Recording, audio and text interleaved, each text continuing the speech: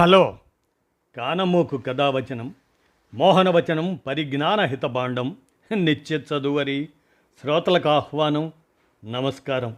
చదవదగునెవరు రాసిన తదుపరి చదివిన వెంటనే మరొక పలువురికి వినిపింపబూనిన అది ఏ పరిజ్ఞాన హితభాండమవు పో మహిళ మోహనవచనమై విరాజిల్లు.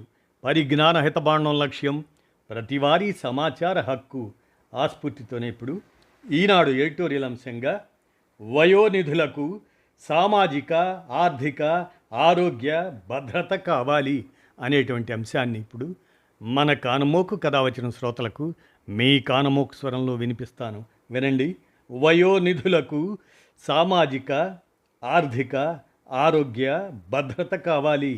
ఇక వినండి ఈ అంశాన్ని. అనుభవ సంపన్నులకు ఏది ఆసరా? బాధ్యతలన్నీ తీరిపోయి హాయిగా కాలం వెళ్ళబుచ్చాల్సిన వయసులో చేతిలో చిల్లి గవ్వలేక ఆరోగ్యం సహకరించక దేశీయంగా ఎంతోమంది వృద్ధులు నరక యాతన అనుభవిస్తున్నారు. గత్యంతరం లేక ముదిమి ప్రాయంలో మళ్ళీ పనిబాట పడుతున్నారు. ఈ మేరకు తాజా నివేదిక ఒకటి చేదు వాస్తవాలను ఎన్నిటినో వెల్లడించింది. పిల్లల అభ్యున్నతి కోసం సర్వం ధారపోస్తున్న తల్లిదండ్రులు తమ భవిష్యత్ అవసరాలకు ఏమీ మిగిల్చుకోవటం లేదు. ఫలితంగా 300 మంది వృద్ధులు ఆర్థికంగా ఇక్కట్ల పాలవుతున్నారు. ఖర్చులకు తగినంత పైకం చేతిలో లేక అర్ధాకలితోనో లేదా పస్తులతోనో కాలం వెళ్లదీస్తున్నారు. పట్టించుకునేవారు లేక రేపటి రోజుపై బెంగతో 30% వయోధికులు కుంగుబాటుకు గురవుతున్నారు. ఒంటరి మహిళలను ఈ సమస్య మరింతగా వేధిస్తుంది. ప్రస్తుతం దేశవ్యాప్తంగా 60 ఏళ్లు పైబడిన వారి జనాభా 15,80,00,000. 2050 నాటికి అది అంతకు రెట్టింపు అవుతుందని అంచనా. జనాభా నియంత్రణను పటిష్టంగా అమలు చేసిన దక్షిణాది రాష్ట్రాల్లో వృద్ధుల సంఖ్య దేశ సగటు కన్నా ఎక్కువగా పెరగనుంది. దీనికి అనుగుణంగా పండుటాకుల బాగోగులపై ప్రభుత్వాలు ఇప్పటి నుంచే దృష్టి సారించాలి. హెల్పేజ్ ఇండియా సంస్థ దాని నివేదిక ప్రకారం ఇండియాలో 71% వృద్ధులకు కుటుంబ సభ్యుల నుంచి ఎలాంటి ఆర్థిక భరోసా దక్కట్లేదు. తల్లిదండ్రులు, సీనియర్ సిటిజన్ల పోషణ, సంక్షేమం, దానికి సంబంధించిన చట్టంపై 88% మందికి అవగాహనే లేదు. దానివల్ల సొంత వారి దాడులు, వేధింపులు, అనాదరణను పెద్దలు మౌనంగా భరించాల్సి వస్తుంది. దేశీయంగా 70% పైగా వృద్ధులు ఎలాంటి పింఛన్లకు నోచుకోవట్లేదు. ఒకవేళ అవి అందుతున్నా చాలా చోట్ల అరాకొరగానే ఉంటున్నాయి.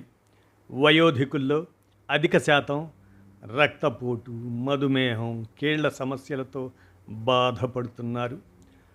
1 కన్నా ఎక్కువ జబ్బులతో సతమతమవుతున్న వారి సంఖ్య గణనీయంగా ఉంది. 70 ఏళ్లు పైబడిన వారందరికీ 5 లక్షల రూపాయల ఆరోగ్య బీమా కల్పిస్తూ ఆయుష్మాన్ భారత్ అనే పథకాన్ని కేంద్రం విస్తరించింది. కానీ ప్రజారోగ్య వ్యవస్థలో లోపాల వల్ల చికిత్స వ్యయాలను సొంతంగా భరించాల్సి రావటం అభాగ్య వృద్ధులకు గోరు చుట్టుపై రోకటిపోటులా మారుతుంది. ఈ దుర్భరావస్థలో ఆత్మహత్యలకు ఒడిగడుతున్న అసహాయుల సంఖ్య పెరుగుతుంది. జీవన గమనంలో అలసిపోయిన వారికి మలి సంధ్యలో సురక్షితమైన, సంతోషకరమైన జీవితాన్ని అందించలేనిది నాగరిక సమాజం కానే కాదు. రెక్కలొచ్చిన పిల్లలు ఎగిరి వెళ్ళిపోవటంతో ఏకాకులుగా మిగిలే వృద్ధుల కోసం తెలంగాణ ప్రభుత్వం డే కేర్ సెంటర్స్ ఏర్పాటుకు నడుం కట్టింది. అక్కడ వైద్య పరీక్షలు నిర్వహించటంతో పాటు విభిన్న రకాల ఆటలు, లైబ్రరీ వంటి వసతులతో సీనియర్ సిటిజన్లలో నూతనోత్సాహం నింపాలని నిశ్చయించింది. ఎలాంటి ఆదరవు లేని పెద్దల ఆలనా పాలన కోసం ఏపీ ప్రభుత్వం కొత్త వృద్ధాశ్రమాల నిర్మాణానికి సంకల్పించింది. స్థానిక అవసరాలను బట్టి అన్ని రాష్ట్రాలు ఇలాంటి వాటిని విరివిగా నెలకొల్పాలి. సత్తువ ఉన్నన్ని రోజులు అయిన వారి కోసం శ్రమించి వయస్సు పైబడ్డాక నానా కష్టాలు పడేవారిని చూస్తే యువతలో ఆత్మవిశ్వాసం దెబ్బతింటుంది. రాబోయే రోజుల్లో తమకు అదే దుర్గతి దాపురిస్తుందేమో అన్న ఆందోళన వారిని నేడే పట్టి పీడిస్తుంది. అది నవతరాన్ని నైరాస్యంలో ముంచి దేశ పురోగతికి ప్రతిబంధకమవుతుంది. కాబట్టి వృద్ధులు గౌరవప్రదంగా మనగలిగే వాతావరణ కల్పనకు కేంద్ర రాష్ట్ర ప్రభుత్వాలు సమిష్టిగా పరిశ్రమించాలి. వయోధికుల సంక్షేమం కోసం సామాజిక ఆర్థిక భద్రత పథకాలను, వైద్య వసతులను విస్తృతపరచాలి.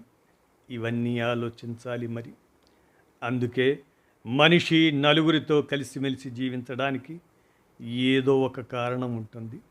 మన జీవితాన్ని మార్చుకోవటానికి ఇతరుల అవసరం రావచ్చు, లేకపోతే మనమే ఇతరుల జీవితాన్ని మార్చేవాళ్ళం కావచ్చు అంటూ గోవింద్ మిశ్రా వీరి నవల రచయితగా వారి అనుభవపూర్వక ఆ పలుకులను అందజేసిన మీదట ముఖ్యంగా వయోనిధులకు సామాజిక ఆర్థిక ఆరోగ్య భద్రత కావాలి అంటూ ఈనాడు ఎడిటోరియల్ సౌజన్య సమాచారాన్ని మన కానమోకు కథ వచ్చిన శ్రోతలకు మీ కానమోకు స్వరంలో వినిపించాను.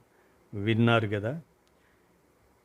దేశం సంక్షేమం లక్షణం అనే విషయంలో ప్రధానంగా బాల్యంలో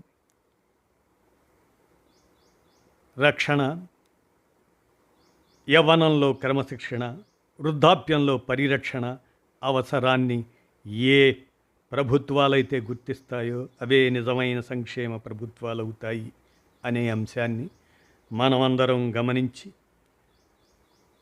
వయోనిధులకు సామాజిక ఆర్థిక ఆరోగ్య భద్రత కావాలి అనేటువంటి అంశం మన అవగాహన నిమిత్తం మన కానమోకు కథ వచ్చిన శ్రోతలకు మీ కానమోకు స్వరంలో వినిపించాను.